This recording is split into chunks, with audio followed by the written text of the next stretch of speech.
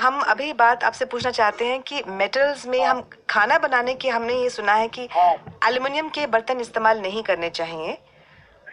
जी। आप देखिए हमें एल्यूमिनियम, इस बारे में कुछ बताइए हम लोगों को। जी जी, देखिए एल्यूमिनियम फर्स्ट ऑफ ऑल जी। टॉक्सिक मेटल है, और ये टॉक्सिक मेटल जा करके अल्टीमेटली अल्जाइमर डिजीज एंड उससे उस प्रकार के बीमारियां जो कि न्यूरोलॉजिकल और ब्रेन रिलेटेड है वो पैदा करती है। तो aluminium as such should be banned, use नहीं करना चाहिए। और वही बात आपने पूछा मुझे मिट्टी के बर्तन की। देखिए हमारा शरीर 18 तत्वों से बना है, that is elements. For example sodium, potassium, iron, calcium, और इनमें से एक भी एलिमेंट कम हो जाए, फॉर एग्जाम्पल आयरन, तो डॉक्टर बोल देते हैं कि भाई एनीमिया हो गया और आपको सांस लेने में तकलीफ होगी, इवन डेथ कैन ऑकर। तो कोई भी एलिमेंट की कमी शरीर बर्दाश्त नहीं कर पाता, और इनकी पूर्ति या तो अनाज, दाल, फल, सब्जी से की जाए, और नहीं तो एक बहुत ही सरल उपाय प्रकृति ने हमको दिया है, वो है मिट्टी। मिट्टी के अंदर वे सारे एलिमेंट जो हमारे शरीर को निरोगी रखने में लगते हैं और जिस अनुपात में लगते हैं वो सारे के सारे मिट्टी में हैं। इसलिए जब हम मिट्टी से लेकर के मिट्टी का बर्तन बनाते और उसमें हम जब भोजन पकाते हैं तो मिट्टी के अंदर प्रेजेंट सारे तत्व भोजन में आ जाते, भोजन से हमारे शरीर में आ जाते। तो इसलिए मिट्टी के बर्तन में पकाया भोजन इस कारण से बहुत अच्छा है। और सेकेंड वेरी इंपॉर्टेंट रीजन, मिट्टी है बैड कंडक्टर उष्णता की, और जब भी भोजन को हम स्लोली पकाएंगे तो उसके प्रोटीन्स डीनेचर्ड नहीं होंगे, और स्लोली पकाने के कारण डीनेचर्ड प्रोटीन नहीं होते और वो हमारे लिए बहुत पोषक हो जाता। और दूसरे जितने भी बर्तन है वो सब मेटल के हैं, metals are good conductor of heat and electricity, उस वजह से वो भोजन के प्रोटीन को भी डिग्रेड करते। तो सर्वोत्तम भोजन पकाने का बर्तन है मिट्टी। अगर मिट्टी का बर्तन ना उपलब्ध हो तो स्टेनलेस स्टील को जा सकते।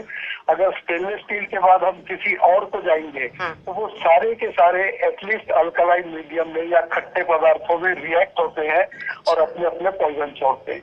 आपने तो बहुत अच्छी बात बताई हमें कि पहले है, लेकिन डॉक्टर साहब हम हमेशा कहते हैं कि ईंधन कम इस्तेमाल हो, तो आपका मतलब है कि हम पहला प्रायोरिटी हमारी मिट्टी का बर्तन होना चाहिए उसकी, और हमारे शरीर में 18 तत्व हमें मिलते हैं उसके जरिए।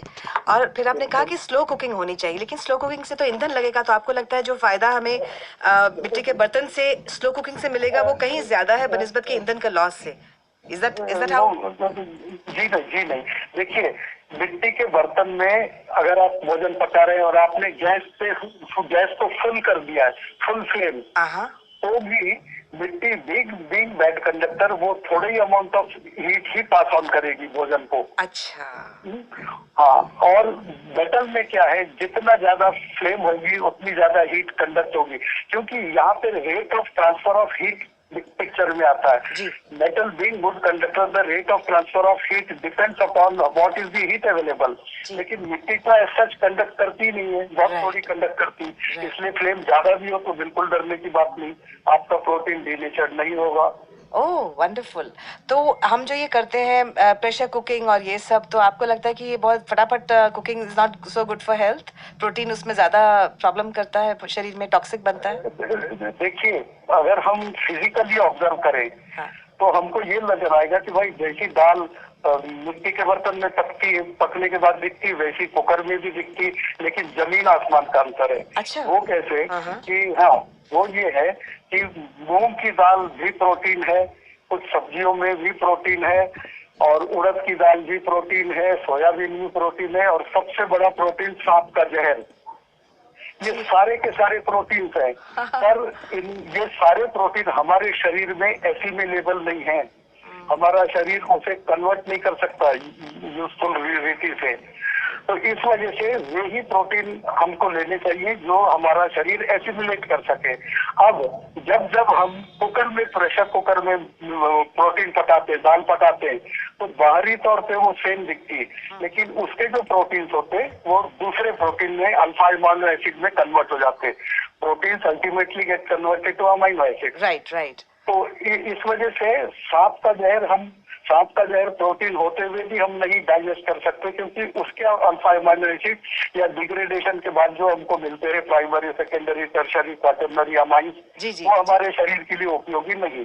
जी, बहुत इस अच्छी वजह बात। से जब हम मिट्टी के बर्तन में भोजन पकाएंगे तो 93% तक के प्रोटीन हमारा शरीर के लिए यूजफुल होगा, और प्रेशर कुकर में पकाएंगे तो 10 या 12% ऑफ प्रोटीन ही यूजफुल है, बाकी सारे non useful protein. And non useful protein sir as good as poison. वो टॉक्सिक बनेंगे शरीर टॉक्सिसिटी में। पैदा करेंगे।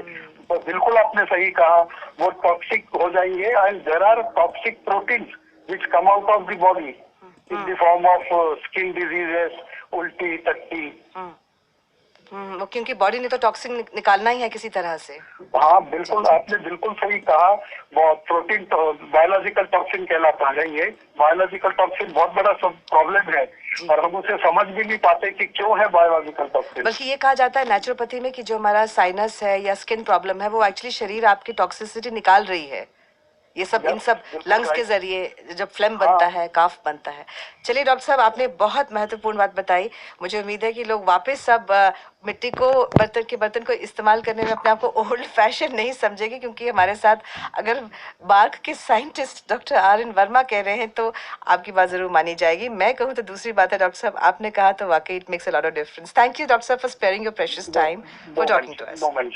Thank you. तो बहुत सी चीजें वाकई हमें लगता है कि बैकवर्ड है, लेकिन वाकई वो बहुत फॉरवर्ड है। सोच कर देखिए।